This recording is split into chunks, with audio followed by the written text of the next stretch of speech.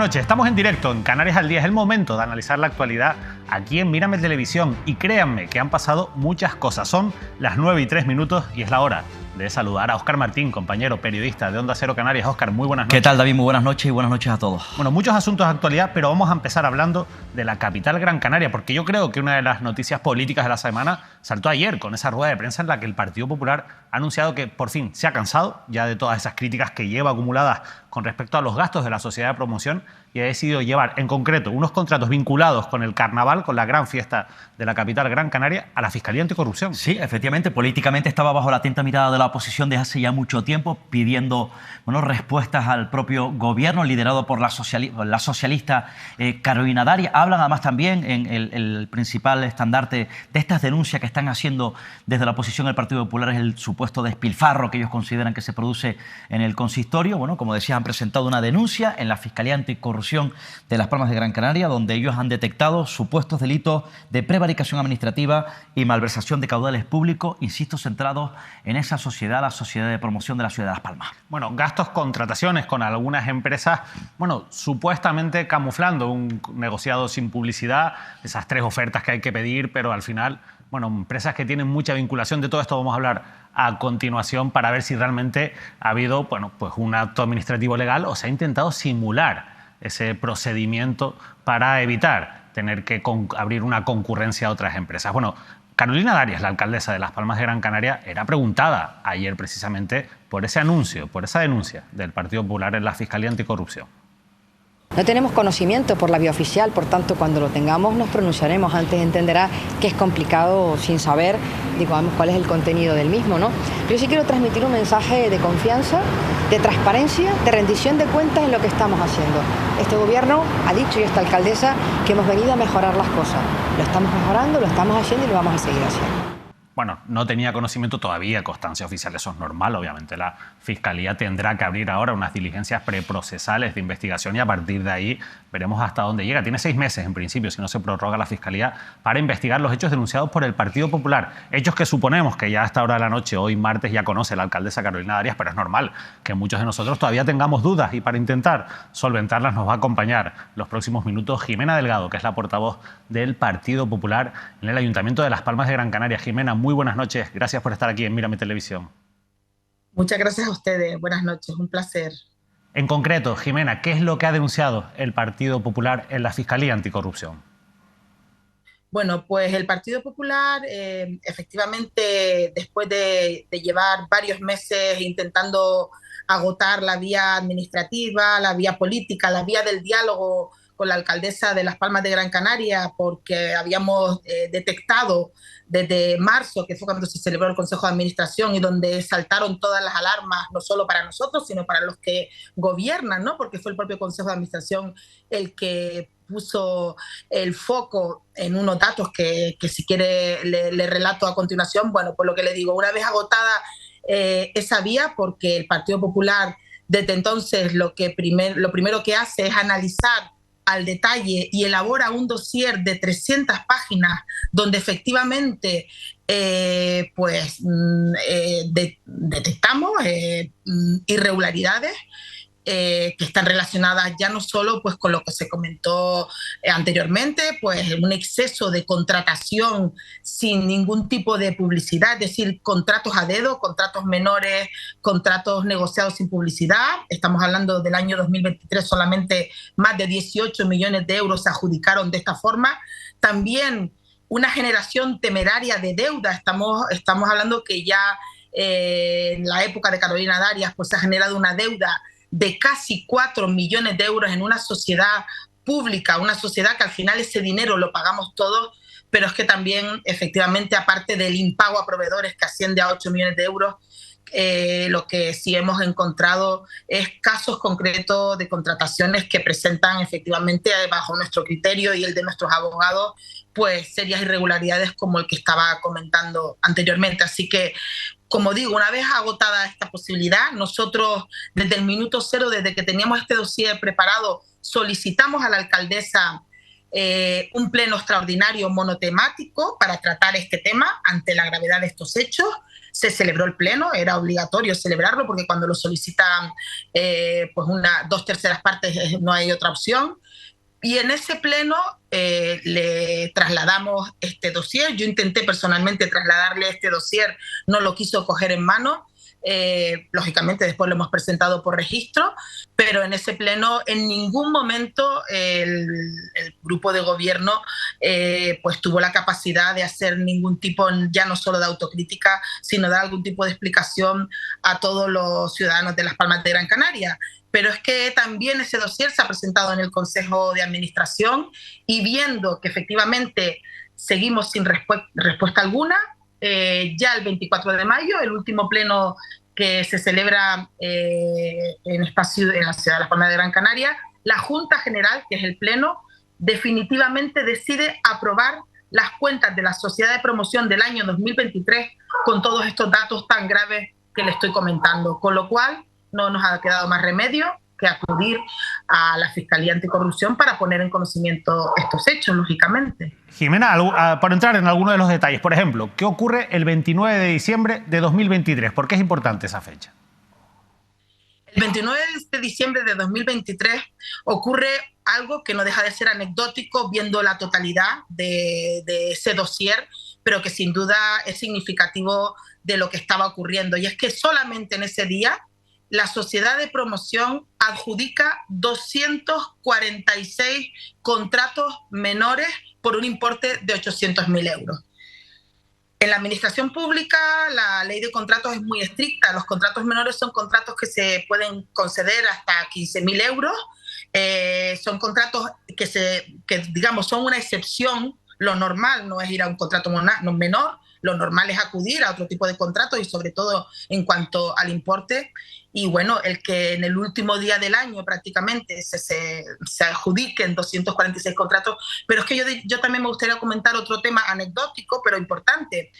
Carolina Darias, que bueno, decide que Inmaculada Medina, que era vicepresidenta de la Sociedad de Promoción, la nombra presidenta de la Sociedad de Promoción el 18 de julio, pues el 19 de julio ya solo ese día se adjudicaron también 76 contratos menores sin publicidad, porque los menores son sin publicidad. O sea que ese es otro dato anecdótico que bueno, que está todo en el dossier y que, en fin, pues que sin duda para los ciudadanos que nos están escuchando, pues lógicamente nosotros desde el Partido Popular entendemos y somos tan respetuosos con el dinero público. Es que mire, cualquier empresa, una empresa privada que solamente presentase estas pérdidas, como le digo, 4 millones de euros de pérdidas en el año 2023, pero si vamos a las pérdidas acumuladas, estamos hablando de 11 millones de euros de pérdidas. Cualquier empresa privada que le deba a sus proveedores casi 8 millones de euros, ¿qué le pasaría a esa empresa privada? ¿Estaría en quiebra? ¿Estarían los socios pagando? Entonces, ¿qué ocurre? Que aquí, como es una empresa pública, una empresa que pertenece 100% al ayuntamiento, da la sensación que a los partidos de izquierdas que gobiernan, que llevan 9 años gobernando la ciudad, como decía, pues en fin, no voy a nombrar una ministra socialista, cuando el dinero es público, el dinero no es de nadie. Y para el Partido Popular, desde luego que el dinero público es sagrado. Y por eso, efectivamente, es por lo que nos hemos visto obligados a actuar de esta forma, ¿no? ¿Usted cree, Jimena, que ese nombramiento como presidenta de la Sociedad de Inmaculada Medina fue un movimiento intencionado por parte de la alcaldesa para generar una especie de pantalla y cubrirse ella las espaldas ante este tipo de contrataciones que están por venir, hasta el punto de que al día siguiente de ese nombramiento, como usted ha dicho, pues se adjudican casi 80 contratos? Hombre, yo no creo que deba estar haciendo opiniones de lo que ha ocurrido, ¿no? O sea, yo lo que me remito a unos hechos que, como le digo, están contrastados. Es verdad que hay otra denuncia, como todos sabemos, la denuncia del exgerente, que es por otro motivo distinto a este, y él en esa denuncia, que sí es pública porque se ha podido leer en todos los medios de comunicación, él sí que claramente apunta a que efectivamente esta sociedad, la Sociedad de Promoción de Las Palmas de Gran Canaria, es una sociedad eminentemente politizada, que todas las decisiones que se tomaban eran decisiones, tanto lo que se gastaba, cómo se gastaba, de qué forma se adjudicaba, eran decisiones que tomaban los responsables políticos. Y él también apunta en su denuncia algo que es muy importante, y es que le comunicó, cuando la alcaldesa tomó posesión, no sé si la alcaldesa, al grupo de gobierno, le comunica que ya se había gastado todo el presupuesto que tenía la sociedad de promoción hasta ese momento. Incluso llega a insinuar que se gastó por el proceso electoral en el que todos sabemos que estábamos metidos a principio, en el primer semestre de 2023. Y precisamente en ese momento él pues decide apartarse como gerente y bueno, y pasa a ser responsable financiero. Así que yo casi me remitiría más a esa información que, como le digo, pues ha sido aportada por el exgerente de la sociedad, que ahora mismo está, además, lo han echado, lo han expulsado en el último consejo de administración, después de esos 2 meses que le dieron con empleo y sueldo, ¿no? Sí, señora Delgado, habla usted de Inmaculada Medina, fue, como dice, en este caso, vicepresidenta de la Sociedad de Promoción en el anterior mandato, donde gobernaba también, en este caso, el tripartito progresista, Augusto Hidalgo, en este caso, como alcalde de la ciudad de Las Palmas, asume en este momento la presidencia actual. ¿Qué papel jugó concretamente que me pueda aportar otra ex concejal, Encarna Galván, que si no me equivoco la señalan en la denuncia, que presidió la sociedad durante el pasado mandato y que además asumía el área de Cultura y Hacienda? Por cierto, ahora asesora del señor Hidalgo en el Cabildo Insular de Gran Canaria. Pues mire, nosotros es que efectivamente en ese escrito de denuncia nos estamos remitiendo exclusivamente digamos, a los datos que hemos analizado, que, como le digo, son correspondientes a 2022 y 2023. La decisión de a quién, digamos, ha apuntado la denuncia ha sido lógicamente dirigida por nuestros asesores jurídicos, nuestros abogados. Y bueno, pues efectivamente ellos han entendido que en fin, que la responsabilidad en ese año 2022 y ese primer semestre de 2023, pues la presidenta y vicepresidenta, es decir, Encarna Galván e Inmaculada Medina, pues podrían tener responsabilidad, porque además nosotros en la denuncia los delitos que supuestamente se están poniendo, digamos, sobre la mesa es la prevaricación administrativa y la malversación de caudales públicos, ¿no?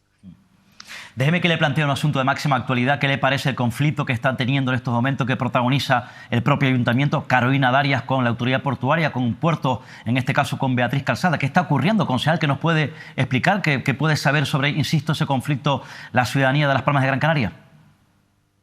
Pues mire, nosotros somos los primeros que estamos muy sorprendidos y muy preocupados, porque yo primero quiero recordar que cuando gobernó el Partido Popular en la ciudad de Las Palmas de Gran Canaria, que nos remitimos ya a más de 9 años, siempre el ayuntamiento ha tenido una relación estupenda, incluso teniendo, digamos, responsables políticos de distinto color político, ¿no? O sea, la autoridad portuaria Luis Ibarra, en el ayuntamiento, pues Juanjo Cardona o Pepa Luzardo, en fin, no recuerdo ahora exactamente las personas en ese momento que estaban, pero siempre ha sido crucial, porque es que la ciudad de Las Palmas de Gran Canaria necesita el puerto, no solo para su internacionalización, sino porque el puerto, estamos todos convencidos que es el motor económico de nuestra ciudad, pero es que el puerto también necesita necesita que la ciudad esté limpia, que la ciudad funcione, que no haya problemas de movilidad, en fin, lo que todos los ciudadanos necesitamos, lo necesita también, lógicamente, el puerto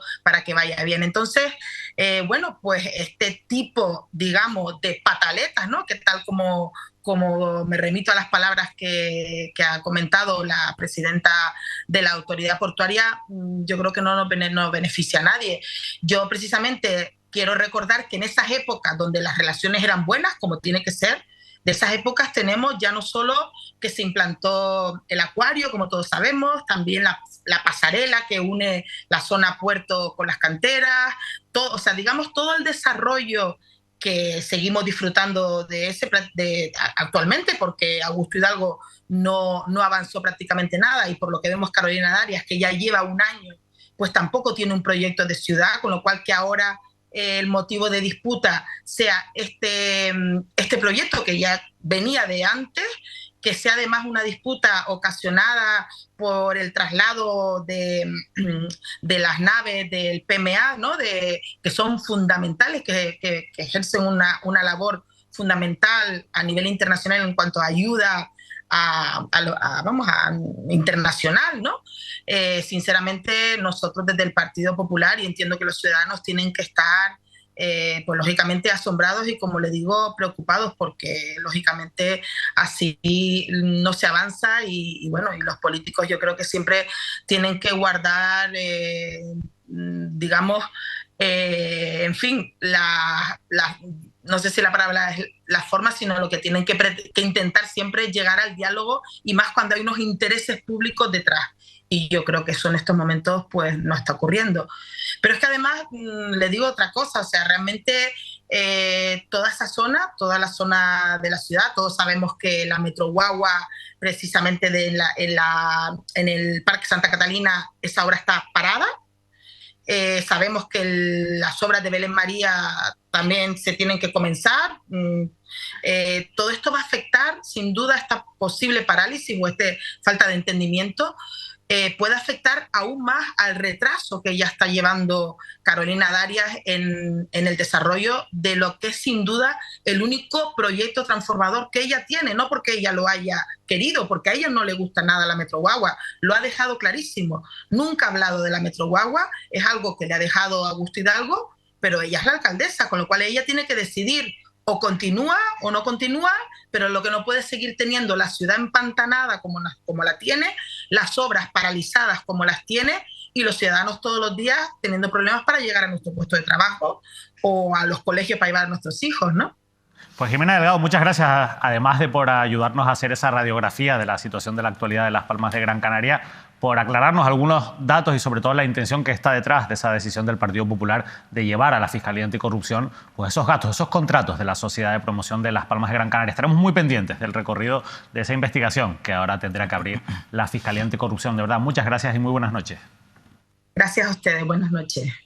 Bueno, Óscar Martín, Jimena Delgado, por cierto, que hoy ha estado en el Congreso, ella es diputada también nacional por el Partido Popular, una jornada intensa, pero ha abierto un hueco para poder atendernos y explicarnos esa denuncia que pinta mal. Hay algunas cosas, ella no se ha querido mojar, pero a mí ese movimiento de quitar, de que Carolina Darias dé un paso al lado de la presidencia para colocar a Inmaculada Medina, me parece un movimiento que no creo que sea una casualidad, sobre todo teniendo en cuenta que ya al día siguiente se adjudican casi 80 contratos. Son dos personas, en este caso la propia Inmaculada Medina, como yo decía también, la propia Encarna Galván, de la máxima confianza de, en este caso, mujeres fuertes de la agrupación socialista en la ciudad de Las Palmas de Gran Canaria. Inmaculada Medina repitió, fue concejal en la época de Augusto Hidalgo, vuelve de nuevo, entró en la lista, primeros puestos, por tanto repite en el gobierno ahora liderado por la propia Carolina Darias. Decía la propia Delgado que no le gusta el proyecto Metro Guagua, es del Partido Socialista, es un proyecto estrella del Partido Socialista de la ciudad de Las Palmas, como decía bien la propia líder del Partido Popular en el Ayuntamiento de la capital Gran Canaria, ese proyecto que lideró el propio Augusto Hidalgo, como saben ustedes, el exalcalde, ahora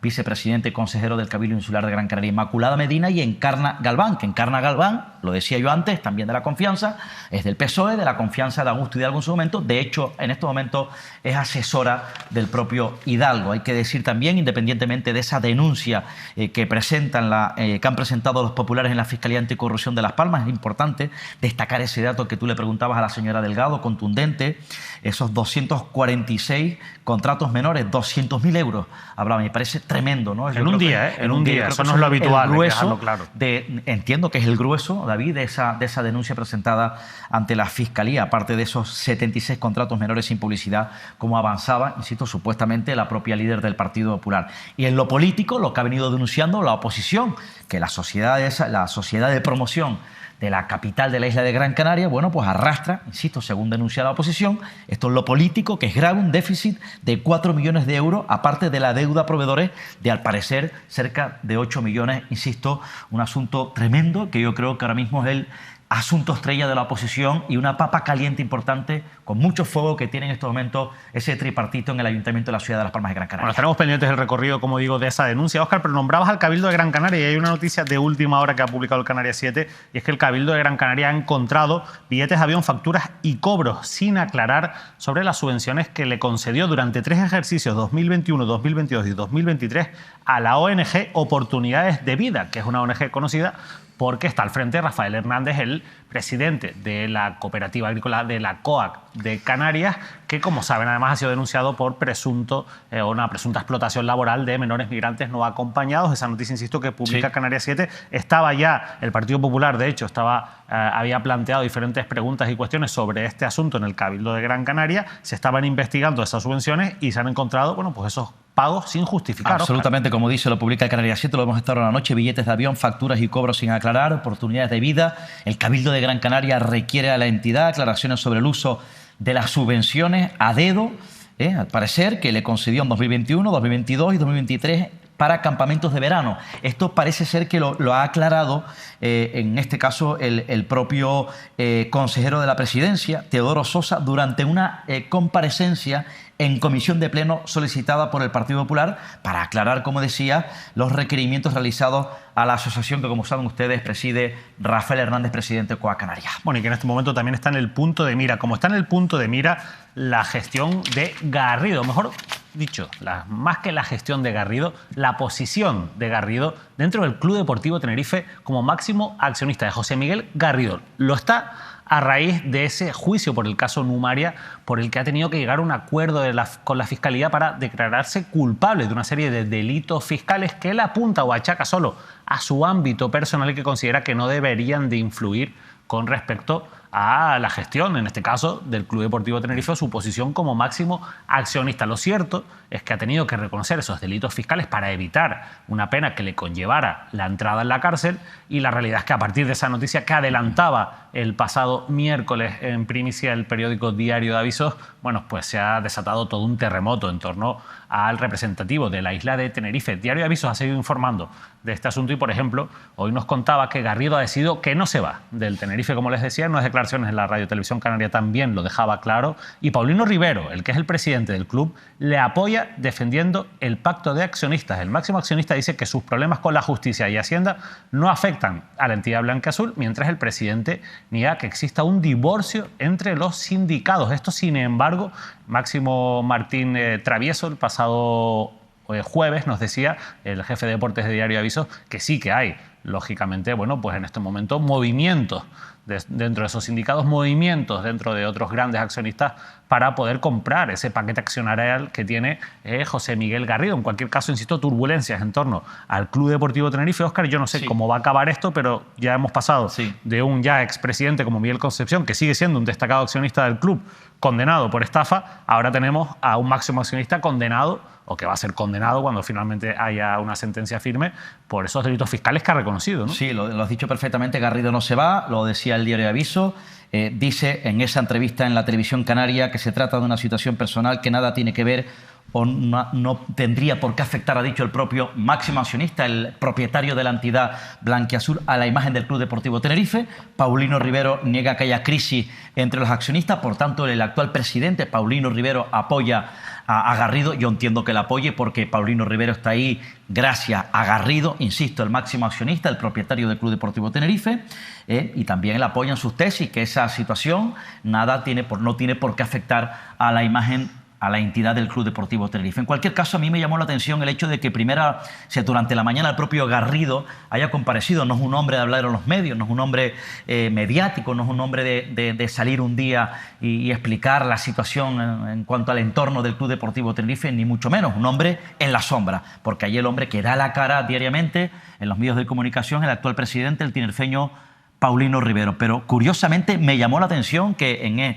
no sé si fue ayer o creo que fue ayer lunes por la mañana, el propio Garrido intervino, compareció, explicó su situación, si afectaba o no al Club Deportivo Tenerife, en una entrevista mañanera, en este caso creo que en Buenos Días Canarias, en la televisión canaria, el propio Garrido, cuando estaba convocada de manera oficial a las 11:30 de la mañana una rueda de prensa del presidente Paulino Rivero. Es decir, hubo una contraprogramación de los los máximos responsables del Club Deportivo Tenerife, a mí eso me llamó poderosamente la atención. Pero insisto, me gustaría saber qué estarán pensando todavía, incluso a esta hora de la noche, a día de hoy, bueno, algunos de los accionistas también, máximos accionistas, como por ejemplo, voy a dejar uno para el final, que es de los más potentes, pero es el que me inquieta especialmente, ¿no? Que podría estar pensando un histórico como por ejemplo Conrado González, ¿no? O el propio Miguel Concepción, que en este caso es el que pone la vara a la entrada, en este caso del propio Paulino Rivero, u otros como por ejemplo Juan Pelayo o el joven empresario Raico García. Pero especialmente a mí me gustaría saber qué estará pensando,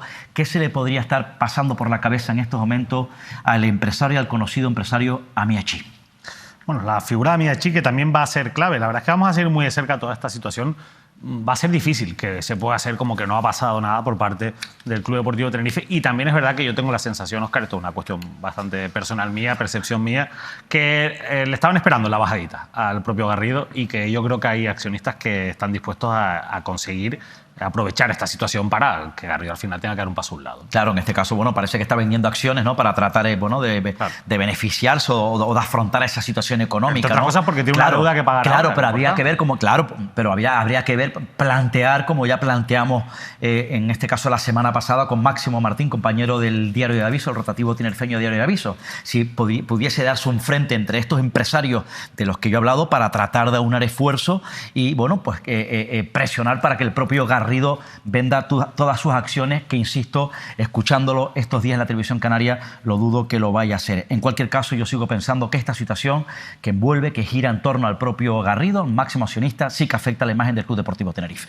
Obviamente afecta a la imagen del Club Deportivo Tenerife. Esto no es Mírame Sport, saludos, aprovechamos a nuestros compañeros de Radio Marca, pero hay noticias que sobrepasan el ámbito deportivo. Esta es una de ellas, por supuesto, la situación de José Miguel Garrido, insisto, que ha reconocido una serie de delitos fiscales en un pacto con la Fiscalía para evitar su posible entrada en prisión dentro de ese macrojuicio del caso Numaria, que entre otras cosas ha llevado también a la declaración de culpabilidad, por ejemplo, de Imanol Arias, el conocido actor de Cuéntame cómo pasó. Bueno, les decía que hay noticias que traspasan un poco el ámbito deportivo y una es, por ejemplo, la que vamos a conocer en el día de mañana. Bueno, ya la conocemos, pero se va a presentar oficialmente ese nuevo patrocinio del hasta ahora conocido como Lenovo Canarias, el equipo que Lenovo Tenerife que jugaba en la ACB y que va a pasar a llamarse Canarias La Laguna. Y esto gracias a la decisión del ayuntamiento de la ciudad de Aguere de aumentar ese patrocinio para que, bueno, pues esa marca privada que es Lenovo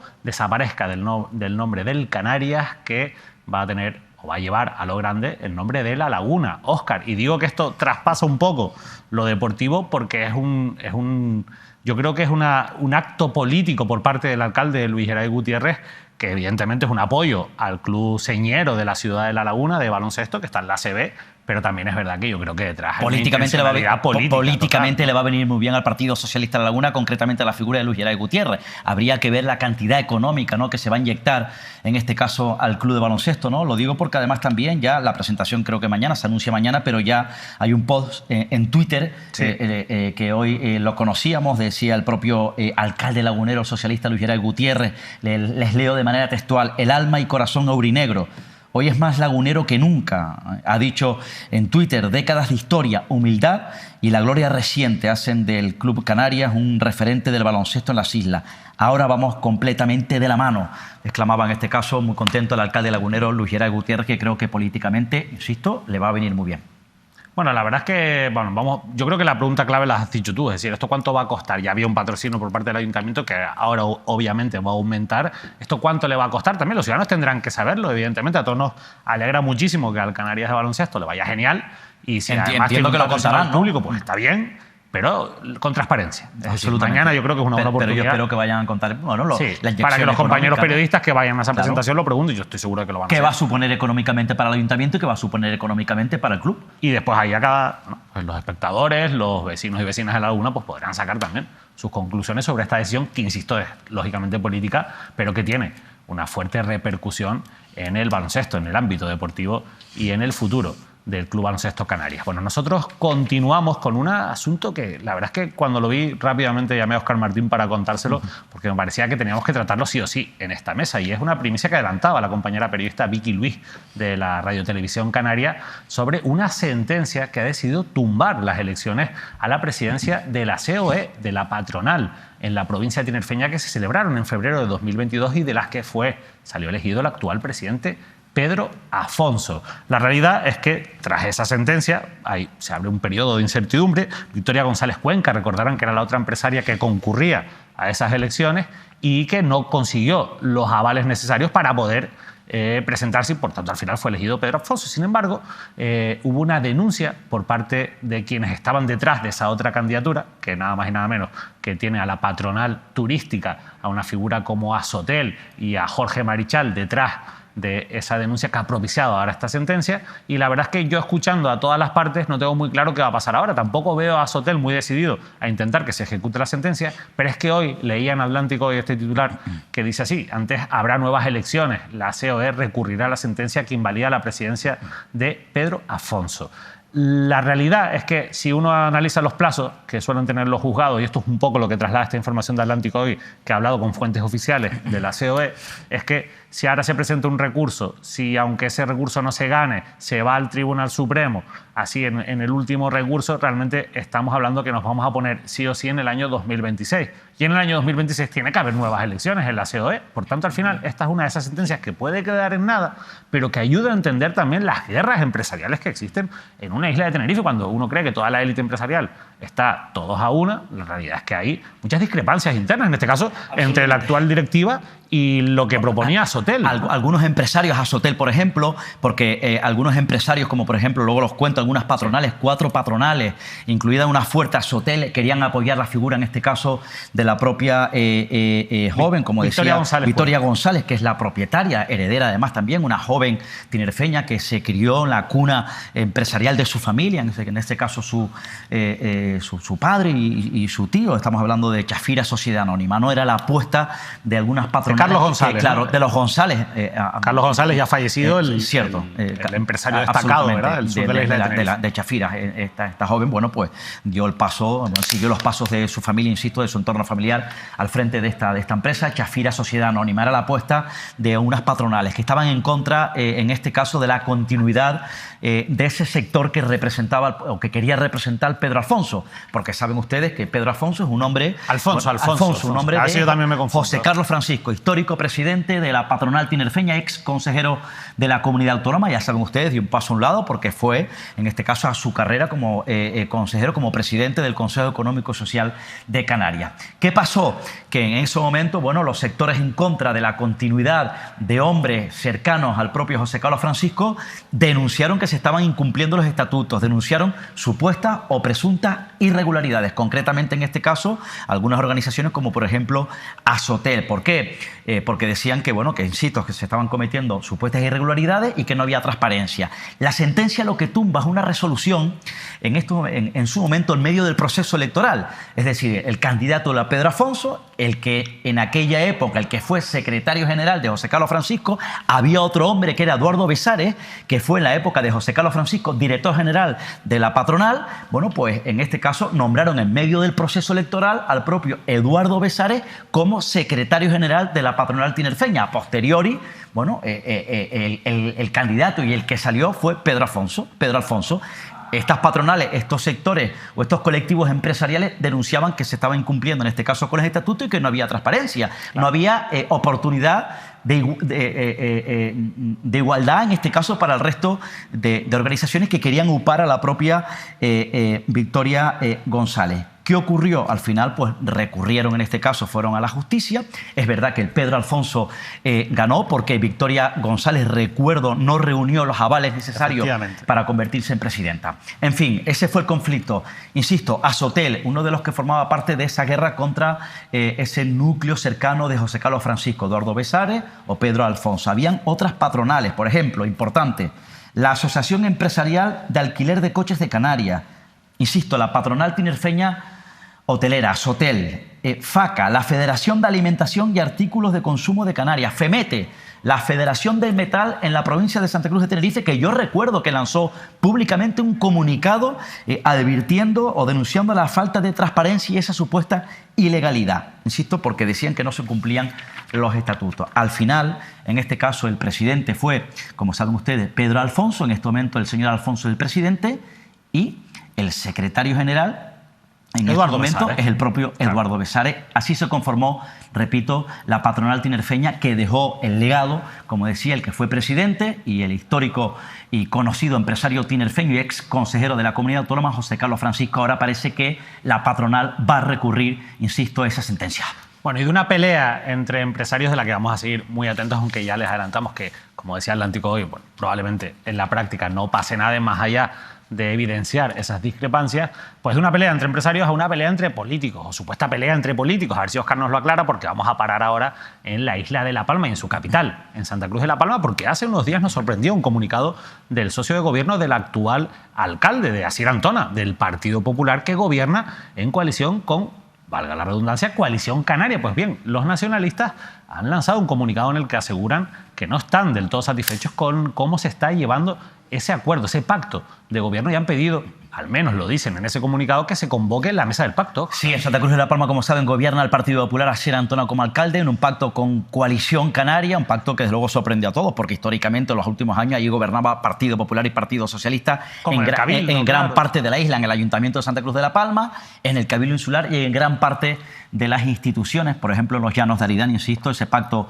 que creó muchos problemas, PSOE, Partido Popular. Pero al final, como Canarias pacta, está gobernando Partido Popular con Coalición Canaria con Partido Popular, al final pues en Santa Cruz de La Palma gobierna Coalición Canaria con el Partido Popular, alcalde es el propio Asier Antona y el líder de Coalición Canaria, Raico Arrocha. Los nacionalistas, la cuota de Raico Arrocha, han denunciado que el propio Asier Antona, lo denunciaban el pasado viernes, aprovechó la ausencia, al parecer, de dos de sus concejales, de dos concejales de Coalición Canaria, en este caso en un pleno, para nombrar a su sustituto en la autoridad portuaria como representante de Santa Cruz de La Palma o del Ayuntamiento de Santa Cruz de La Palma en la autoridad portuaria de Santa Cruz de Tenerife, aprovechando, según Coalición Canaria, la ausencia de dos concejales nacionalistas. En este caso, el que quería apoyar el Partido Popular, Asier Antona, es un histórico también, un hombre del equipo de Asier Antona, exalcalde de la capital palmera, Juanjo Cabrera Guelme. Decían Coalición Canaria públicamente, en este caso a través de los medios, que estaban dispuestos a romper el pacto. Había malestar, insisto, en Coalición Canaria se lo trasladaban al Partido Popular.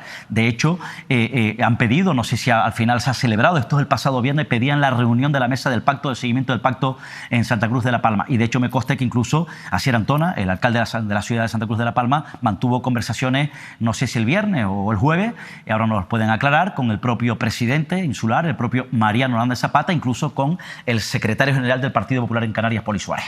Bueno, pues precisamente vamos a ver si nos pueden aclarar un poco qué está pasando en esa relación de gobierno, en ese pacto entre Coalición Canaria y Partido Popular en Santa Cruz de La Palma, y qué mejor que hacerlo en compañía de su alcalde, de Asier Antona. Asier, muy buenas noches, gracias por acompañarnos. ¿Qué tal, David? Muy buenas noches, y Óscar también, encantado de estar con todos ustedes. ¿Aprovechó usted la ausencia de Coalición Canaria para nombrar a la persona que usted quería en la autoridad portuaria, el exalcalde Juanjo Cabrera? Para nada, y además es un asunto que quedó en el pleno, no en este pleno que se nominó a Juanjo Cabrera, sino que en el pleno anterior también era un asunto que quedó sobre la mesa, y sabía muy bien que, como había quedado en el pleno anterior sobre la mesa, lo sometimos a votación en el pleno ordinario. Y por tanto, en fin, las ausencias o no, cuando hay un pleno ordinario, cada grupo político sabrá cuáles son las ausencias. Yo siempre he dicho a mis concejales que los plenos son sagrados, se celebran una vez al mes, y alguno otro extraordinario, y hay que estar allí. Y por tanto nosotros sometimos a votación esa designación del representante del Ayuntamiento de Santa Cruz de La Palma en la autoridad portuaria, por cierto, que es reconocido por todos, incluso por la propia oposición, que el perfil idóneo para ocupar ese puesto es Juanjo Cabrera. ¿Por qué? Porque es el propio Juanjo Cabrera el que ha llevado durante tantos años todos los expedientes, todos los asuntos que tienen que ver con el puerto y con la ciudad.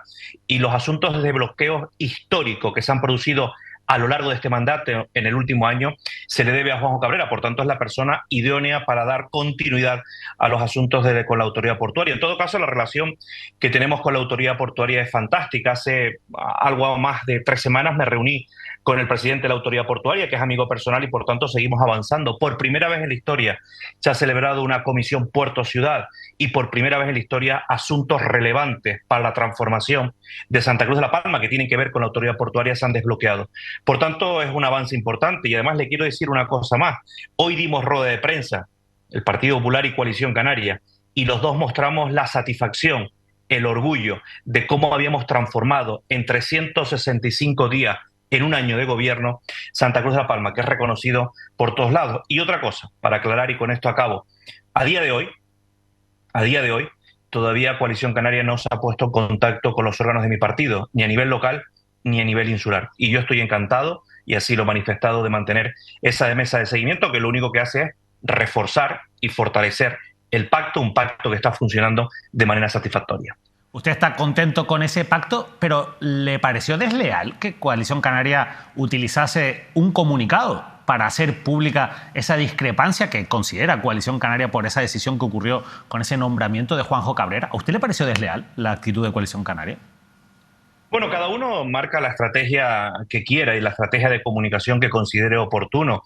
Nosotros estamos en permanente contacto, nos vemos todos los días con Coalición Canaria, es decir, todos los días los concejales del PP y de Coalición Canaria comparten un mismo edificio, y además estamos en permanente contacto. Es verdad que desde que sacaron el comunicado hasta el día de hoy, ningún dirigente de Coalición Canaria, ni a nivel local ni a nivel insular, ha formalizado esa mesa de seguimiento, por tanto nos sorprende. Pero dicho esto, yo he manifestado que me parece muy adecuado. Ni es la primera ni la última mesa de seguimiento que se celebra en Santa Cruz de la Palma, ni en otros muchos lugares donde hay pactos de gobierno. Las mesas de seguimiento son herramientas, instrumentos fundamentales para fortalecer, para reforzar los pactos, para seguir mejorando en la comunicación, para mejorar en la coordinación y en el diálogo, que es el diálogo que siempre hemos ofrecido. Sabe muy bien Coalición Canaria que estoy muy feliz y muy contento del trabajo que han hecho, como de todos y cada uno de los concejales de gobierno. Es que el balance que hemos hecho hoy de un año es un balance de transformación, de trabajo en equipo, de ilusión, y que no lo digo solamente yo, que soy el alcalde, es que usted puede pasear por la calle Real, por cada uno de los barrios de Santa Cruz de la Palma, y preguntarle a los vecinos si hay una transformación real de Santa Cruz de la Palma, y todo el mundo le dirá que evidentemente que en un año de gobierno de Coalición Canaria y del Partido Popular el cambio es imparable, y hemos dado paso para esa transformación de la capital de la isla. Óscar. Teme usted, señor Antona, no es la primera vez, ya en su momento en Santa Cruz de la Palma gobernó Coalición Canaria con el Partido Socialista. ¿Teme usted, mirando al futuro, que quizás una estrategia forzando, le pregunto y le planteo, analizando la situación de sectores de Coalición Canaria para tratar de mover ese pacto que mantiene con usted, con el Partido Popular, teniendo en cuenta la aproximación, la buena relación que existe en Canarias entre Coalición Canaria y el Partido Socialista? Sabe usted que en este caso Coalición Canaria apoyó la investidura de Sánchez. De hecho, ya hay un pacto reciente en una ciudad como La Laguna, en Tenerife, que se integra en ese pacto o en ese gobierno del Partido Socialista con Coalición Canaria. ¿Teme que estén preparando algunos sectores de Coalición Canaria esa aproximación de posibilidad después del verano incluso, o en su momento, llegar a romper el pacto y pactar con el Partido Socialista, y que Santa Cruz de la Palma sea quizás una de las primeras plazas para luego ir pactando, fraguando pactos PSOE Coalición Canaria en otras ciudades, en otros municipios de Canarias? Yo estoy muy tranquilo y no tengo ningún tipo de preocupación en ese sentido. Coalición Canaria sabe que hoy pactar con el Partido Socialista, tal y como está el Partido Socialista de Pedro Sánchez, no es lo más recomendable, ¿no? Sabrá Coalición Canaria cuál es la estrategia que aplica a nivel autonómico, pero hay un buen pacto, un pacto de gobierno a nivel autonómico.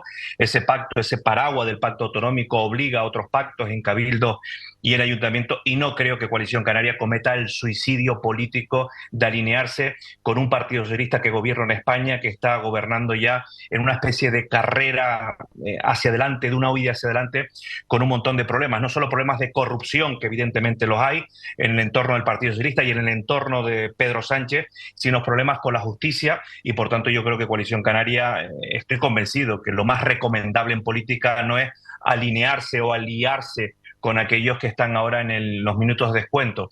Tenemos un Partido Socialista absolutamente acorralado y, por tanto, yo creo que tenemos que seguir fortaleciendo un pacto que está funcionando bien en el ámbito autonómico y que obliga al resto de las instituciones, también a los ayuntamientos, a respetar ese pacto con lealtad. Ya, usted en estos momentos es alcalde de la ciudad de Santa Cruz de la Palma, es diputado nacional por la provincia tinerfeña, fue presidente hace ya algunos años del Partido Popular en la isla de La Palma, secretario general del Partido Popular en Canarias, presidente del Partido Popular en Canarias y, si no me equivoco, señor Antona, usted, junto a otros compañeros, fue el cerebro, el mentor de ese histórico, sin precedentes, pactos en la isla, que casi se extienden a otras islas, a la capital, a Tenerife, a la capital Santa Cruz de Tenerife, pacto Partido Popular, Partido Socialista en La Palma, que les costó disgustos políticos a dirigentes del Partido Socialista. Usted fue uno de los cerebros, junto a Gabriel Mato Adrover, junto a Juan Fernando López Aguilar y junto a Anselmo Pestana, que lograron, insisto, esos pactos sin precedentes con el Partido Socialista en La Palma. ¿Lo volvería a hacer? Bueno, esos pactos obedecen a un momento determinado de la historia política, ¿no? Y esos pactos que se celebraron en su momento en la isla de La Palma, siendo yo presidente insular, fueron pactos que posibilitaron la consolidación del Partido Popular. Cuando yo llegué a la presidencia del Partido Popular, el Partido Popular no tenía ningún área de poder. Y fruto de aquellos pactos, el Partido Popular gobernó en 10 de los 14 ayuntamientos y también en el Cabildo Insular de La Palma. Y fruto de aquellos pactos fortalecimos una mayoría absoluta en Breña Baja, en Barlovento, en los Llanos de Aridane. Por tanto, evidentemente, desde el punto de vista del resultado final, fue un buen pacto el que se consiguió en la isla de La Palma y, por tanto, nosotros siempre hemos dicho que el Partido Popular hubo un antes y un después a raíz de aquellos pactos en que yo era el presidente insular y fortalecí que aquello fuera una realidad. Pasamos de tener 0 alcaldías a gobernar en 10 de los 14 ayuntamientos y a consolidar mayorías absolutas. Por tanto, fue un pacto positivo y ahora el contexto es diferente. Ahora el contexto es diferente porque ahora cogobernamos en Canarias con Coalición Canaria. Eso nos obliga, evidentemente, a una lealtad institucional, una responsabilidad institucional que yo, en primera persona, como alcalde de la capital de la isla de La Palma, respeto y animo a seguir fortaleciendo ese pacto de gobierno que, insisto, que hoy dábamos una rueda de prensa del balance de un año de gobierno y no puede ser más positivo de los avances, de los pasos determinados que hemos dado para que Santa Cruz de La Palma sea la capital y el liderazgo y el motor económico, turístico y desde todos los puntos de vista de la isla de La Palma. ¿Pero no cree, señor Antona, que su partido en el ámbito regional, su presidente Manuel Domínguez, vicepresidente del gobierno, pudiese estar tensando la cuerda con Coalición Canaria, con Fernando Clavijo, por esas diferencias? Gobiernan juntos en Canarias, pero hay una reticencia muy clara que yo no sé si le están gustando al socio Fernando Clavijo. Me refiero en cuanto, en este caso, a que no llegan a respaldar esa ley de extranjería para la distribución de menores migrantes no acompañados por el resto de comunidades autónomas. Solo el PSOE y Coalición Canaria, socio de su partido, están esperando el apoyo del Partido Popular. El apoyo del Partido Popular, de las comunidades autónomas donde gobierna el Partido Popular, es evidente. Lo han manifestado los diferentes presidentes y presidentas de las comunidades autónomas. Lo que ha dicho el presidente autonómico de mi partido y vicepresidente es un tema muy sensato. Sí al reparto, pero hay que explicar con qué criterios, cómo y cómo se va a hacer. No se puede decir, oye, yo le mando como si fuera un fardo, un paquete en un contenedor a no sé cuántas personas y menores. ¿Por qué? Porque estamos hablando de menores, estamos hablando de la dignidad de personas, de niños y de niñas, de menores no acompañados, que tienen que tener todo el proceso y todo el protocolo absolutamente con la dignidad humanitaria que esto requiere. Y lo que ha dicho el Partido Popular es, oye, señor presidente del Gobierno de España, reúne usted en una mesa a todos los presidentes de las comunidades autónomas y diga cuál va a ser el criterio, cómo se va a hacer el reparto, con qué criterios y en base a qué. Y en ese caso, las comunidades autónomas, como ya vienen colaborando, insisto, las comunidades autónomas del Partido Popular ya vienen colaborando en esa corresponsabilidad y solidaridad que hay en el reparto de menores no acompañados. Ya me gustaría que otras comunidades autónomas de otro signo político del Partido Socialista lo hagan. ¿Sabe el problema que hay aquí? El problema que hay aquí es que los socios de gobierno del señor Sánchez es el Partido Nacionalista Vasco, Bildu y Esquerra Republicana y Junts. Y ellos que gobiernan en comunidades autónomas no le hacen nada de gracia esa corresponsabilidad. Y el problema no lo tiene el Partido Popular, sino el propio Sánchez, porque si no tuviera el señor Sánchez ese problema, reuniría a las comunidades autónomas y haría un reparto con un criterio sensato, que es lo que está pidiendo el Partido Popular. Así, Antonio, una última cuestión. Ya que hablaba usted, insistía, hoy lo han presentado en rueda de prensa, de esa transformación de Santa Cruz de La Palma, de colocar a Santa Cruz de La Palma no solo como la capital oficial, sino realmente como el centro de la isla de La Palma a nivel turístico y a nivel económico. Yo quería aprovechar para preguntarle con un problema que tiene Santa Cruz de La Palma, porque en contra de lo que ocurre o de la tendencia que existe generalizada en Canarias y en La Palma, donde la población también crece, pero más lentamente que en el resto de islas, sin embargo, en su municipio, desde hace 20 años hay una paulatina pérdida de población. Estamos hablando de que casi se han perdido 3.000 habitantes, hay algún pico, pero realmente si uno ve el gráfico ve cómo ha habido una pérdida de población importante. Me gustaría saber si a usted le preocupa esa pérdida de población, ¿por qué está perdiendo población Santa Cruz de La Palma? Y si cree que con esa transformación va a poder darle la vuelta a esta situación. A mí, cuando he preguntado sobre este asunto, mucha gente me decía es que el problema es que no hay viviendas en Santa Cruz de La Palma, que es uno de los graves problemas. Aprovecho para preguntarle por la situación de la vivienda en su municipio, pero por esa pérdida de población. ¿Cómo va a traer a más población a su municipio, alcalde? No, no ha habido una pérdida de población. Es verdad que la ha habido históricamente, pero en el último periodo de tiempo se ha incrementado los vecinos y vecinas en Santa Cruz de La Palma por datos oficiales. Así es, los datos son oficiales, es que los tengo delante. O sea, la Santa Cruz de La Palma ha crecido en 100 personas en el último año, pero es que en 2022 tenía 15.361 y si vamos, por ejemplo, a 2014 tenía 16.330 y en 2003 tenían 18.201 habitantes, que estos son datos oficiales, así es. Lo que le estoy diciendo es que evidentemente ha habido un cambio de tendencia, como usted bien ha dicho, que ha habido un incremento de 100 personas en el último año. Por tanto, hemos parado el freno de crecimiento poblacional y hemos cambiado la tendencia. Dicho todo esto, no es un problema de Santa Cruz de La Palma, es un problema de la isla de La Palma en su conjunto, ¿no? A partir de aquí, el problema está vinculado, como usted bien decía, a la vivienda. Por tanto, ¿qué ha hecho el Ayuntamiento de Santa Cruz de La Palma? Destinar en el último presupuesto más de 2 millones de euros para la compra de suelo. ¿Para qué? Para comprar suelo y ponerlo a disposición del Gobierno de Canarias, que es quien es el competente para la construcción de vivienda. Ya hemos cedido suelo municipal para la construcción de vivienda al Gobierno de Canarias, que tiene un plan 700 para la isla de La Palma, no solamente para Santa Cruz de La Palma. El problema de la población en la isla, la población no es solamente una pérdida de población en Santa Cruz de La Palma, que insisto, que hemos cambiado la tendencia de creciente a creciente, sino es un problema en la isla de La Palma. Eso está detectado y por eso el Gobierno de Canarias ha destinado ese plan 700 para la construcción de viviendas en toda la isla de La Palma, que se ha venido agravando también con el volcán que hemos sufrido y la pérdida poblacional y de vivienda. Por tanto, el Ayuntamiento de Santa Cruz de La Palma ha destinado ya suelo municipal, ha cedido suelo municipal al Gobierno de Canarias para que el Gobierno de Canarias pueda construir viviendas porque es quien es competente. Y además de todo eso, hemos destinado más de 2 millones de euros para comprar suelo y ponerlo a disposición del Gobierno. ¿Cómo va a solucionar, alcalde, el problema histórico también que arrastra, insisto, históricamente los problemas graves de aparcamiento en la ciudad? Bueno, pues estamos haciendo una revisión del plan de movilidad. Hemos encargado también una empresa y hemos sacado ya concurso en esa empresa el ver cómo regulamos la zona azul y zona verde para aquella zona de rotación. Estamos mejorando también la señalización y, bueno, son cuestiones que estamos hablando. De todas maneras, hemos generado bolsas de aparcamiento. Hemos generado una bolsa de aparcamientos en la zona sur de la ciudad con más de 120 plazas de aparcamientos nuevas y que muchas veces a lo largo del día están vacías. La gente lo que tiene que cambiar también el chip. Si uno quiere ir a pasear por la calle Real, lo que está claro es que no puede aparcar el coche en la Plaza España. Y si quiere uno ir a desayunar a un bar cercano al casco histórico, no puede aparcar el coche en el centro o en la puerta del bar donde vaya a desayunar o en la tienda donde vaya a comprar. Hay dos bolsas de aparcamiento en la zona sur y en la zona norte. En todo caso, tenemos que seguir mejorando. Lo estamos haciendo con la actualización del plan de movilidad y lo estamos haciendo también con una empresa con la que ya nos hemos reunido para regular todo el tema de la ordenación del tráfico y la zona de estacionamientos y aparcamientos, regulándola como zona azul y como zona verde para residentes. Muy rápidamente, muy breve, señor Antona, ¿está limpia la ciudad? ¿Está usted satisfecho, sea sincero?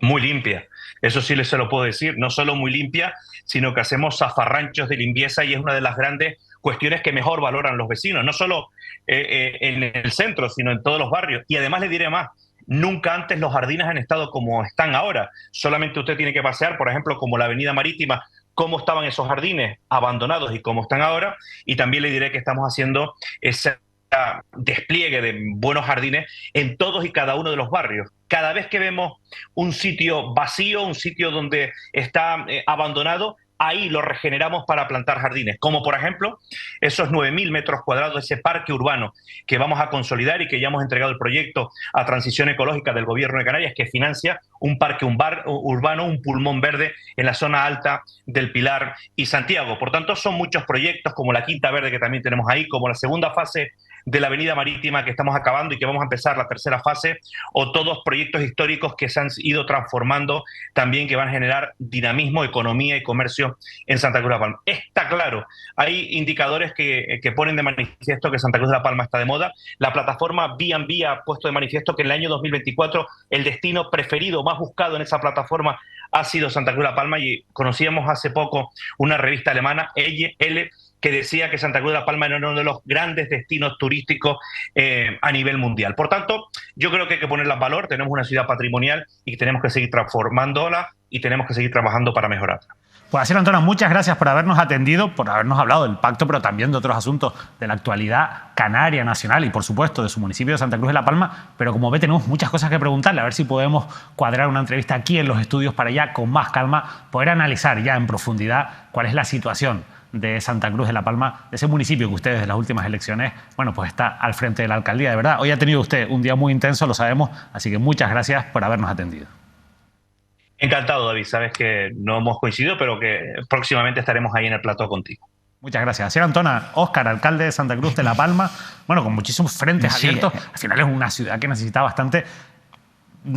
un impulso, ¿no?, en todos los sentidos. Sí, en este caso hablaba de un problema de vivienda. Santa Cruz de la Palma sufre, como el resto de municipios de Canarias, el grave problema, la crisis habitacional. De hecho, bueno, pues la escasez de viviendas en la ciudad, los altos precios del alquiler o de compra o de venta, en este caso de adquisición de vivienda, como ocurre, insisto, en otros municipios, pues hace que jóvenes se vayan a otras zonas, a la periferia de la ciudad, ¿no?, a municipios como, por ejemplo, Breña Alta, ¿no? Hay muchos jóvenes de Santa Cruz de la Palma que, bueno, han comprado o alquilan sus casas, repito, en aquellos municipios colindantes a Santa Cruz de la Palma, como ocurre también en otras ciudades, como ocurre, por ejemplo, en Santa Cruz de Tenerife. Los datos de población es verdad que había una mejoría en el último año. Sí, mínima, pero históricamente. Es que tú ves la gráfica, absolutamente, y el desarrollo de los últimos 20 años. Claro, y una caída. Claro, ha habido una mejoría. Yo conozco perfectamente Santa Cruz de la Palma. Históricamente, hace muchísimos años, ha habido una pérdida de población importante, y eso ha sido una tarea pendiente, una deuda pendiente de los que han estado al frente del Ayuntamiento de Santa Cruz de la Palma. Y luego, por otro lado, en cuanto al pacto, en este caso el malestar que ha trasladado Coalición Canaria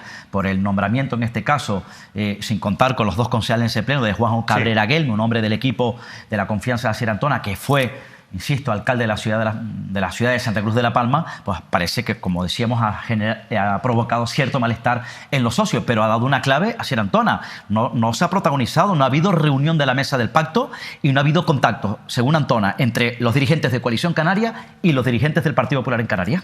Bueno, pues nos vamos a ir a publicidad. Óscar, tú le preguntabas por la limpieza de Santa Cruz de la Palma.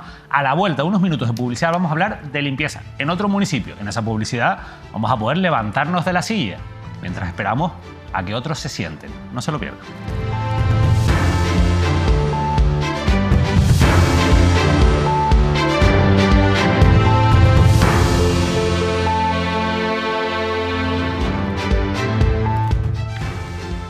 Muy buenas noches, seguimos en directo en Canarias al Día, en Mírame Televisión. Vamos ya con esta segunda parte del programa, que no va a desmerecer en nada a la primera parte. Y vamos a empezar, como les decía, hablando de limpieza, porque hoy tenemos que lamentar un nuevo retraso de la campaña de la silla del concejal Carlos Tarife. Así nos lo contaba el periódico El Día y también fuentes oficiales del propio ayuntamiento cuando nosotros preguntábamos en la jornada de ayer. Santa Cruz vuelve a retrasar el inicio de la campaña de la silla.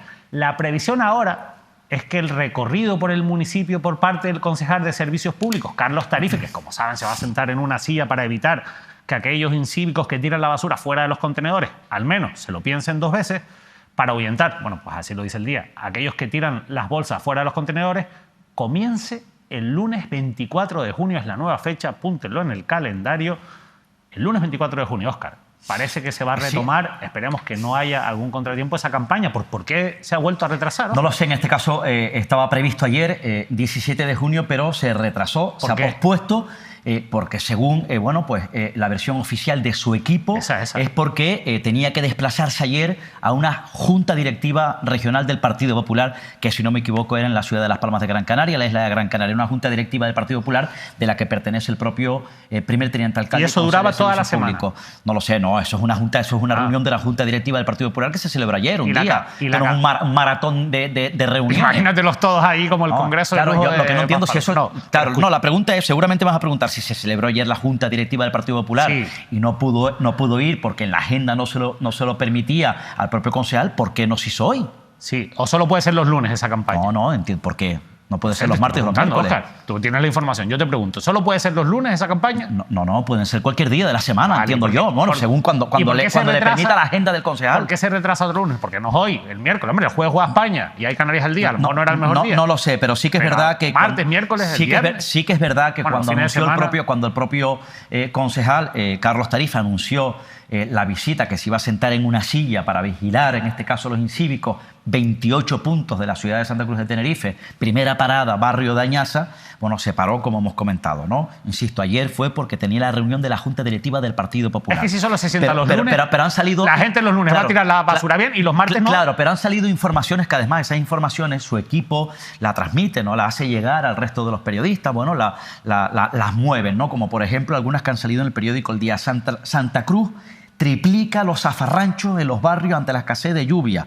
En este caso, pues una información del periódico El Día, fecha 14 de junio, porque yo no sé si son anuncios para tratar, anuncios para tratar de justificar la ausencia o que se haya parado esa campaña. Por ejemplo, primeros efectos... esa campaña se paró porque se cayó una rama. Primeros efectos de la campaña de la silla. Desaparecen 5 puntos negros. Y no sé si todavía no se ha sentado en la silla, pero después del anuncio de que el señor Tarife se iba a sentar en una silla, aparecen los primeros efectos de la campaña. ¿Cómo lo saben si no está desaparecen 5 puntos negros. Información del periódico El Día. El concejal Carlos Tarife comenzará a recorrer los barrios el lunes para evitar que se depositen bolsas de basura en la calle. La verdad, ya hemos visto que no fue así. Parece ser que está teniendo efectos la campaña de la silla. Sin que se siente. Sin que se siente, porque mira esos primeros efectos que estoy hablando, ¿no? O sea, hay 5 sitios donde la gente tiraba la basura por fuera. Y que una vez anunció esa campaña, ya parece que han desaparecido. Pero porque le tienen miedo a Carlos Tarife. David, yo no sé. Si me quieres preguntar de nuevo, si al final la pregunta tuya es... No, me falta una. ¿Va a continuar? ¿Se va a hacer realmente la campaña de la silla de Carlos Tarife, concejal de Servicios Públicos? Después los políticos me dicen que les pasen los guiones de las preguntas. Si es fácil. Bueno, pues pregúntamela y yo te contesto. Pero es por lógica, es de cajón. ¿Tú crees que al final se va a celebrar esa campaña? Es que no sé, es que la campaña yo no lo sé, pero es que yo estoy teniendo ya mis dudas.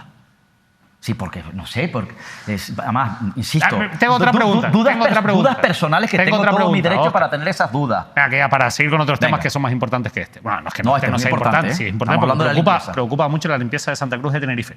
¿A Bermúdez le gusta la campaña de la silla? Yo no sé directamente, yo no le he preguntado al alcalde de Santa Cruz de Tenerife si le gusta la campaña de la silla. Pero conociendo a la ciudad, conociendo el ayuntamiento, conociendo sus perfiles y conociendo al alcalde de la ciudad de Santa Cruz de Tenerife, yo estoy convencido que al alcalde, el señor Bermúdez, no le ha gustado esta estrategia, no le ha gustado esta campaña. Y si me quieres preguntar de nuevo, como ya me preguntaste hace algunas semanas, ¿el alcalde de Santa Cruz le habrá dicho a Carlos Tarife, vamos a intentar dar un giro, vamos a parar de alguna manera esta estrategia, esta campaña de la silla?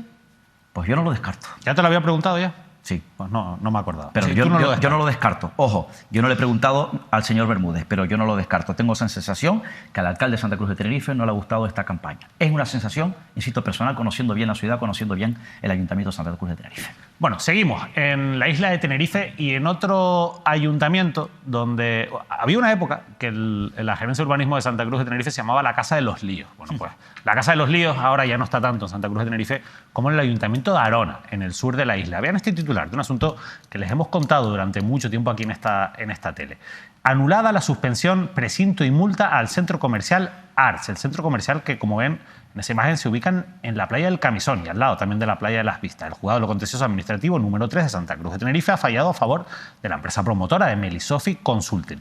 Lo que anula anula la suspensión, precinto y multa que dictó el gobierno anterior, cuyo alcalde era José Julián Mena, del Partido Socialista. No anula la primera paralización por presuntas irregularidades de esta construcción que dictó en 2017 Luis García, que era concejal de urbanismo y que, como ustedes saben, después fue destituido por el propio José Julián Mena y ahora vuelve a ser concejal de urbanismo en ese tripartito que ha aupado al Partido Socialista una vez que ha perdido la mayoría absoluta de la alcaldía. Bueno, lo que viene a decir la sentencia, y Diario de Avisos, nuestro compañero Norberto Chijev lo explica bien, es que básicamente el ayuntamiento hizo una auténtica chapuza para justificar esa suspensión por unas supuestas obras que se estaban haciendo para legalizar lo que inicialmente se había considerado ilegal por parte del ayuntamiento en 2017, es que faltó un informe, que el ayuntamiento no justificó debidamente que se hubieran cometido esas irregularidades de esa segunda y tercera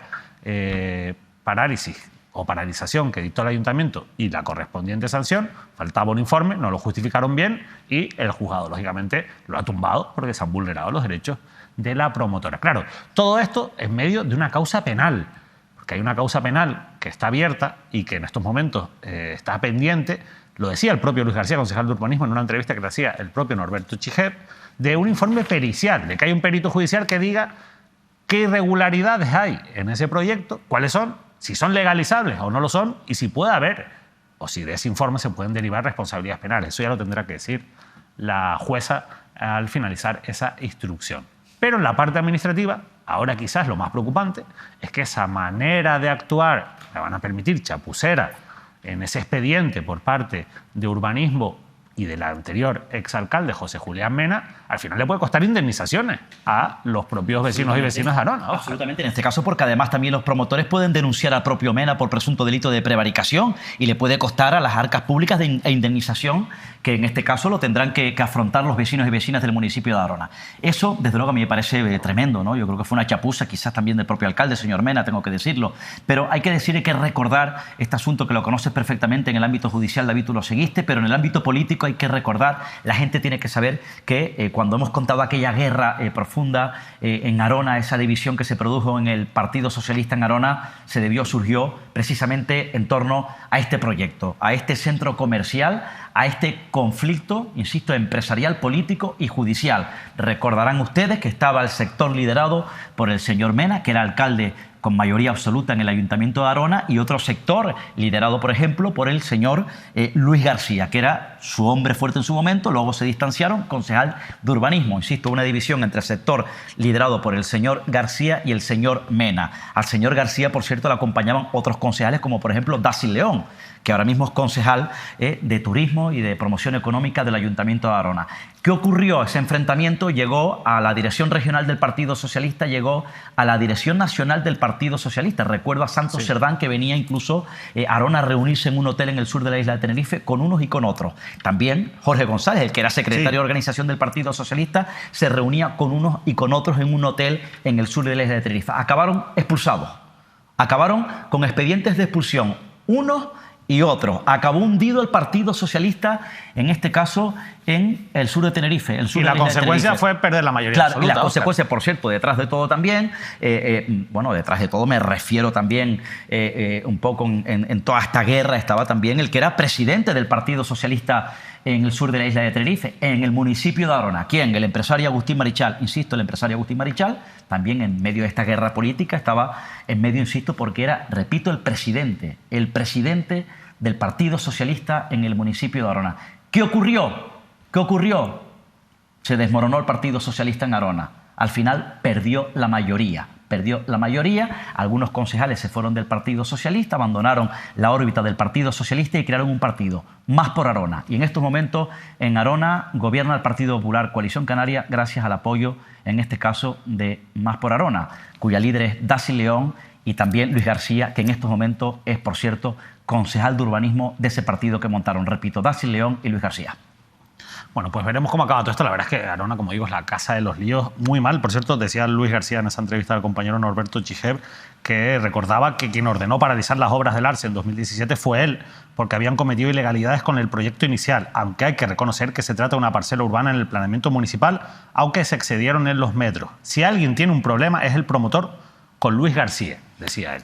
Por tanto, él considera que esa decisión de José Julián Mena de destituirle por una supuesta connivencia con el promotor no es real y que él realmente fue quien primero paró esas obras que siguen paradas más de 6 años después y que, bueno, tienen un difícil futuro en el horizonte. Veremos cómo acaba todo esto, pero sobre todo yo creo que decisivo va a ser ese informe pericial que se ha encargado ya en el juzgado de lo penal sobre esta causa, sobre este centro comercial de El Camisón. Y continuamos, porque muy cerca de Arona, muy cerca del Camisón, si seguimos por el litoral, llegamos al puertito de Adeje. ¿Y cuál es la sorpresa? Que en una información de Canarias Ahora nos encontramos con este titular. El gerente de Cuna del Alma, invitado a una charla sobre sostenibilidad y territorio por el Gobierno de Canarias. Es decir, el Gobierno de Canarias ha convocado una tertulia cultural, como se llama, sobre sostenibilidad y territorio, y allí han invitado a Andrés Muñoz, el gerente de Cuna del Alma, que, hombre, otra cosa no, pero está más que señalado este proyecto por ser de todo menos sostenible. Óscar, paradójico cuanto menos que con el dinero público al final se promocione la visión de una persona como Andrés Muñoz, que tiene un interés claramente particular, privado, en que salga adelante ese proyecto, porque está contratado por los promotores, empresarios, en este caso como responsables, el cabeza visible del proyecto de Cuna del Alma, Andrés Muñoz. Saben que Andrés Muñoz además también fue durante mucho tiempo, en la época de Carlos Alonso, en la época de Ricardo Melchor, gerente de la empresa Metropolitano de Tenerife. Él es ingeniero industrial, ingeniero industrial, biólogo, sí. Tiene su preparación, bien, fue, insisto, gerente de Metropolitano de Tenerife, ahora defendiendo este proyecto discutido, polémico, que está sobre los despachos del Cabildo, del Gobierno y en este caso del Ayuntamiento de Adeje. Yo, si leo esta noticia el 28 de diciembre, tampoco logro creérmela. Sí, podría haber sido una inocentada perfectamente. Oye, Óscar, mira tu móvil a ver si alguien te ha escrito. Yo sé que te estaban escribiendo desde Santa Cruz de La Palma cuando teníamos a Sir Antón ahí. Sí. La gente que nos ve desde La Palma, que es bastante. ¿Pero te ha escrito alguien más? ¿A Dargoma te ha escrito? No. Vale.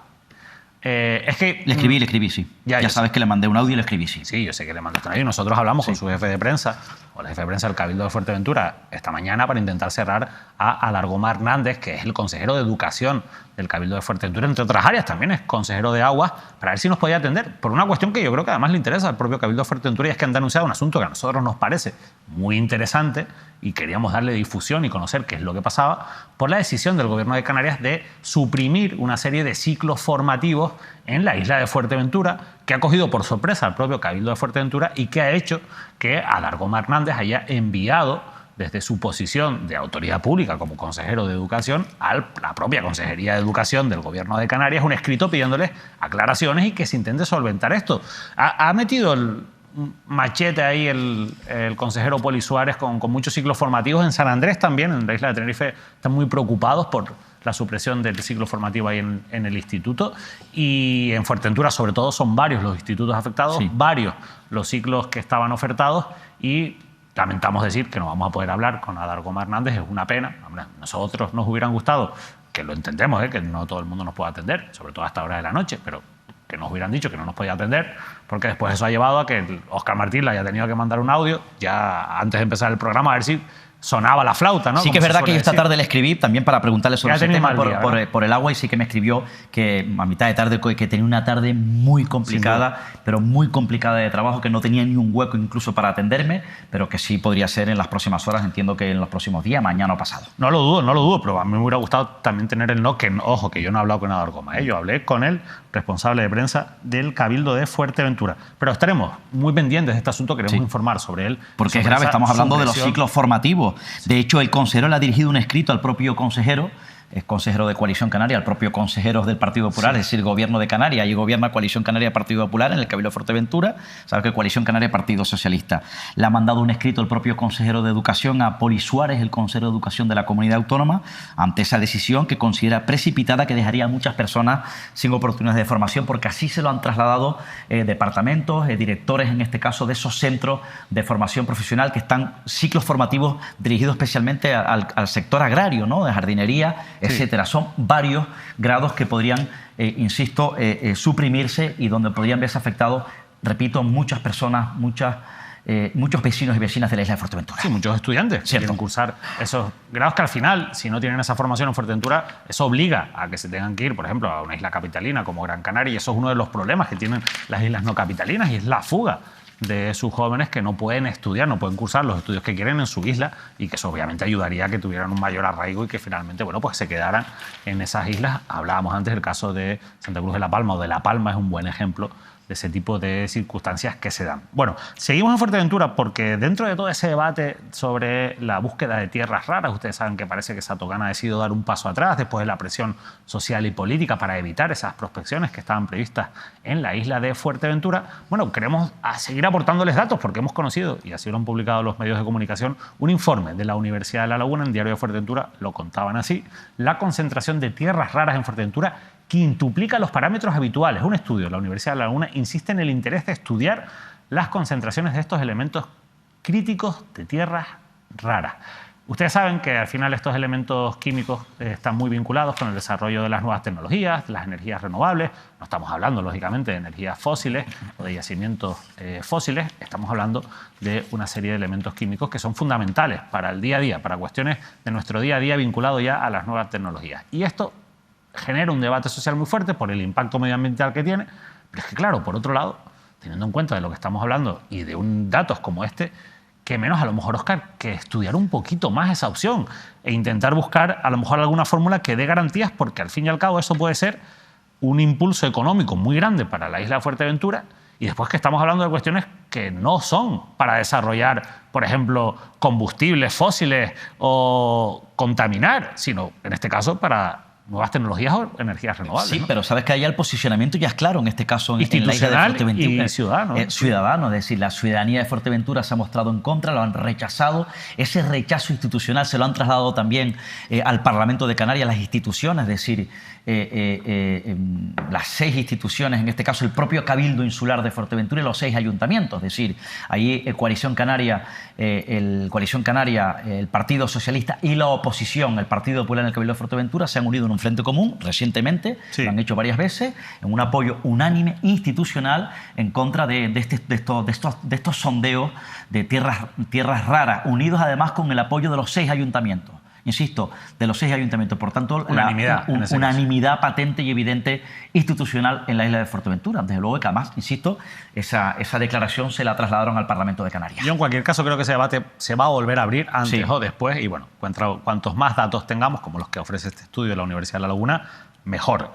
Y cerca de Fuerteventura, en Lanzarote, hay otro proyecto que genera mucha contradicción en este caso y también mucha respuesta ciudadana y de los colectivos ecologistas. Bien, Canarias ahora desvelaba un informe sobre el expediente del megapuerto de Corralejo que asegura que tendrá irrecuperables consecuencias en el entorno. Según un informe, insisto, de biodiversidad, la Consejería de Transición Ecológica concluyó en 2022 que la obra, que requiere de una inversión de 32 millones, podría provocar un impacto grave en especies protegidas como la tortuga boba o los cebadales.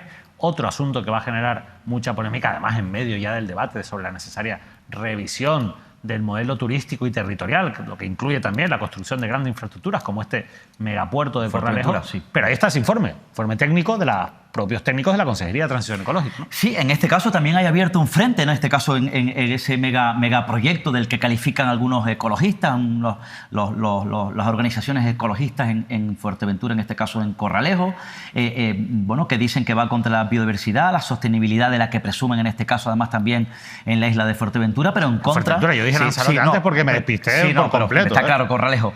Pero en este caso en contra de los empresarios, ¿no? Del sector empresarial, en este caso de la patronal empresarial. Yo recuerdo hablar recientemente además también con Antonio Vicente Hormiga, que es el presidente de la Federación de Empresarios Turísticos de la isla de Fuerteventura, planteándole las concentraciones, las reivindicaciones en este caso, que además, insisto, el colectivo ciudadano ecologista, una organización ecologista potente de Fuerteventura, bueno, estudia llevar este asunto a altos estamentos jurídicos, es decir, para que analicen, insisto, si se puede dar a circunstancias, se puede cometer alguna supuesta o presunta ilegalidad con lo que llaman, repito, el mega proyecto de Corralejo. Sin embargo, los empresarios dicen que puede ser una oportunidad, en este caso que no solamente puede haber un proyecto de estas características en la isla de Lanzarote, como existe en la isla de Lanzarote, pero ellos también requieren que sea para la isla de Fuerteventura porque además puede atraer riqueza, puede ser un aliciente económico, impulsar económicamente la isla de Fuerteventura. Repito, en contra de los ecologistas, es un debate abierto abierto importante entre la sociedad de la isla de Fuerteventura y especialmente en Corralejo, donde, como sabes, David, has dicho perfectamente, están centradas también todas las miradas, construcción, en este caso, un nuevo hotel autorizado por el gobierno autónomo precisamente en La Oliva, en Corralejo, donde además, en este caso, el propio alcalde de La Oliva, si no me equivoco, creo, está en contra de este megaproyecto. Bueno, veremos qué recorrido tiene, pero bueno, ahí queda ese informe técnico elaborado, insisto, por responsables de la propia Consejería de Transición Ecológica de Canarias. Y antes preguntaba a Óscar, en clave política, a Sierra Antona, sobre esas discrepancias que existen con el Partido Popular en torno a la derivación obligatoria mediante decreto ley que quiere impulsar el gobierno central en connivencia con el gobierno de Canarias de los menores migrantes no acompañados. Esto está generando muchísimo debate, sobre todo porque Canarias ya ha alzado la voz ante la falta de recursos para acoger con dignidad a esos menores migrantes. Pero en ese cruce de declaraciones, bueno, pues algunas quizás se salen de tono o de lo políticamente correcto. Al final, estos últimos días, a raíz de unas declaraciones de la consejera de Bienestar Social, de Candelaria Delgado, que hablaba de que estamos en una situación de guerra, era el término que utilizaba, bueno, pues ha habido respuesta también desde la oposición en el Parlamento de Canarias y en general eso ha llevado a que se siga hablando con intensidad sobre esa situación de la acogida de los menores migrantes. Nuestro compañero periodista Ardiel Rodríguez nos lo cuenta. Mientras se trata de cerrar un acuerdo entre las comunidades autónomas y el Estado para reformar la ley de extranjería y así poder repartir los más de 5.700 menores migrantes no acompañados que en la actualidad tutela el gobierno de Canarias, el Ejecutivo Regional comienza a elevar el tono con sus declaraciones. Pero la verdad es que la situación de Canarias es insoportable. Estamos en unos números récord históricamente hablando. Estamos en una situación en donde no tenemos espacios, en donde no tenemos recursos económicos, en donde está saturada la atención y los servicios jurídicos, en donde vemos cómo ya vamos a tener que tender hacia lo que no queríamos, ¿no? Que es la instalación de carpas en espacios públicos para de esta manera poder atender a los menores no acompañados y con la espada de Damocles de la amenaza fiscal, ¿no? Porque al final, cuando los menores no son atendidos como la ley dice y como se merecen, que es lo más importante, pues podemos tener esos problemas sobre el gobierno, ¿no? Por lo tanto, gritamos, pedimos, exigimos, suplicamos. Aunque la titular de Bienestar Social, Candelaria Delgado, ha tirado por el belicismo al calificar la situación en la que se encuentra el archipiélago, declaraciones a las que el presidente Clavijo trató de matizar. Que en un momento de frustración y de desesperación, pues la consejera totalmente desbordada, ella y su equipo, pues ha utilizado esa expresión que desde luego, por lo menos, lo que estamos consiguiendo es que la gente tome conciencia de la situación de gravedad. Sin embargo, la propia consejera mantiene su argumento. Consejera, ¿cómo encajó las críticas a raíz de que pronunció la frase de estamos en situación de guerra? ¿Qué le parece? Críticas. Bueno, la verdad, yo creo que es muy fácil hablar cuando no se está en la gestión del día a día de esa tal, cuando tú te ves que no tienes sitios donde meter esos niños, cuando tú te ves que nadie te hace caso, que tú estás diciendo que tienes un déficit financiero de 86 millones de euros, que te prometen que te va a llegar ese dinero, que te prometen que va a haber un cambio normativo, que tal, y que me dicen el Estado que las infraestructuras militares no las podemos utilizar porque son logísticas y porque se tienen que dejar para situaciones de emergencia o de guerra. Yo digo, bueno, pues si esto no es una situación de emergencia o de guerra, ¿qué lo es? Hace una semana que el ministro Torres afirmó que se había conseguido un principio de acuerdo y desde el Cabildo de Gran Canaria se instaba a alcanzar un pacto cuanto antes.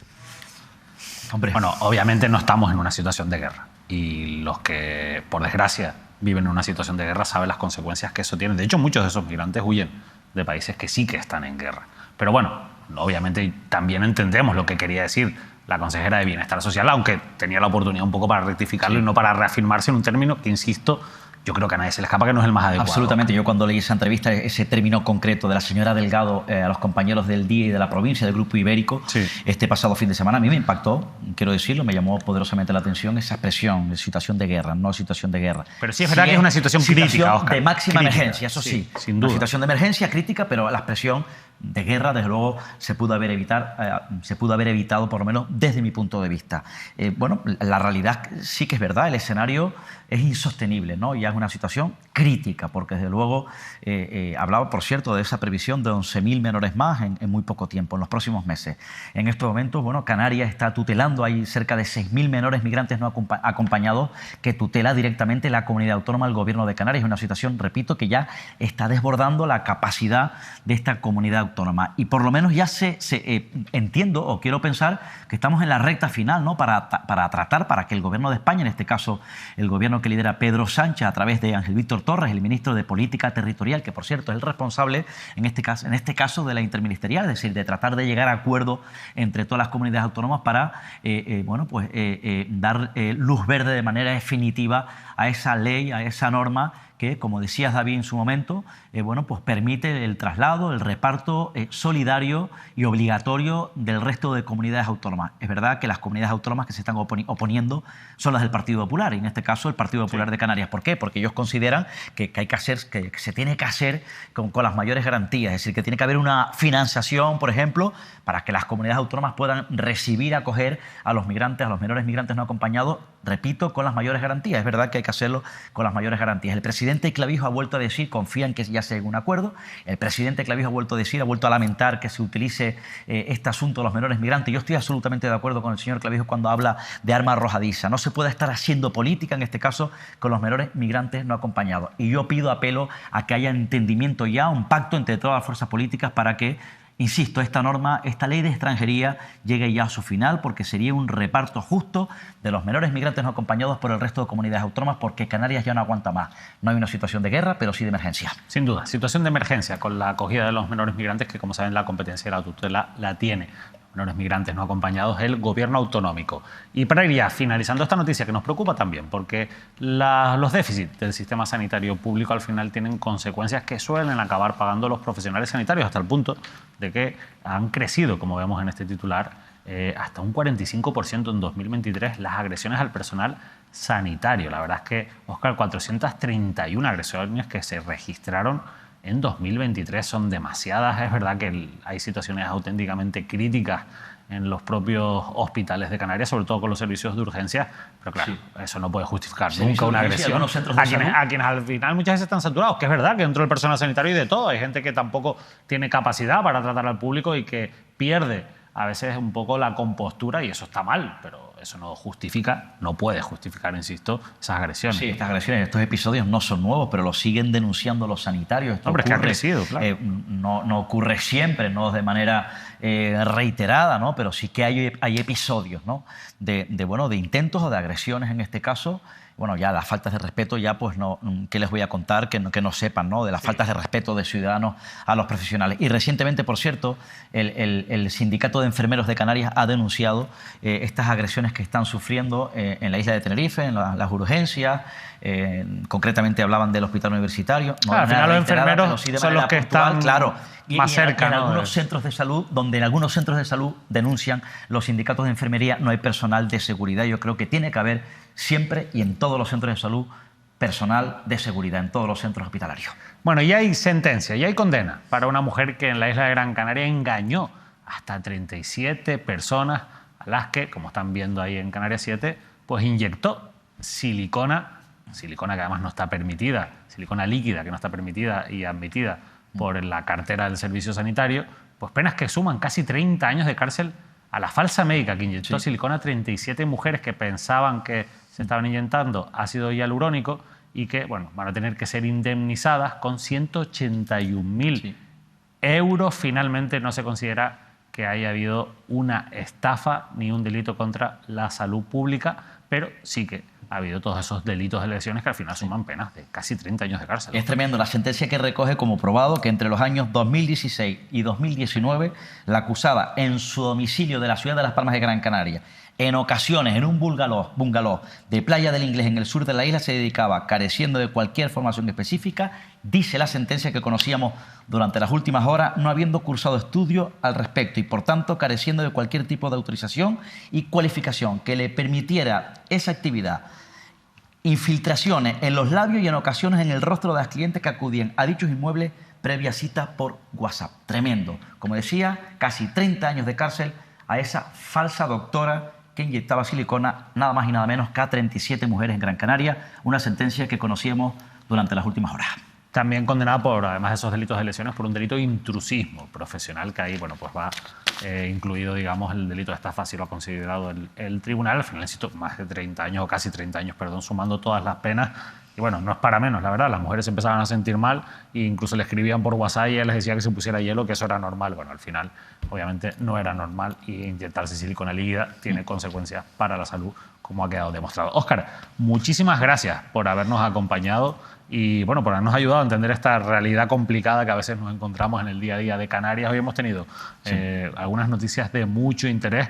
Seguro que el jueves vamos a seguir hablando de cosas interesantes. Y yo creo que va a ser difícil, pero vamos a intentar que desde el Ayuntamiento de Las Palmas de Gran Canaria alguien, no tiene por qué ser la alcaldesa, si es la alcaldesa mejor. Espínola, por ejemplo. Bueno, Espínola, hombre, un viejo conocido de esta casa, ha estado sentado ahí. Francisco Hernández Espínola, hombre donde fuerte. Estás tú, se ha sentado varias veces. Hombre, la mano derecha Paco en este Espínola. caso, Paco Espínola, la mano derecha de Carolina Darias. No lo veo muy activo últimamente, pero puede ser Inmaculada Medina, puede ser cualquiera, para que nos explique cuál es la posición oficial ante esa denuncia del Partido Popular por esos contratos de la Sociedad de Promoción de Las Palmas de Gran Canaria. Óscar, buenas noches, que descanse. Gracias, David, muy buenas noches. Buenas noches a todos. Nos vamos, sigan muy atentos a la programación de Mírame Televisión. Volvemos mañana con más espacios informativos, con el programa de Manuel Ertiles, que va a llegar cargado de contenido, y el jueves aquí en Canarias al Día, en directo a las 9, hablaremos de toda la actualidad. Antes, a las 7, habrá entrevista. Siempre en Mírame Televisión, la información más cercana. Que pasen una feliz noche.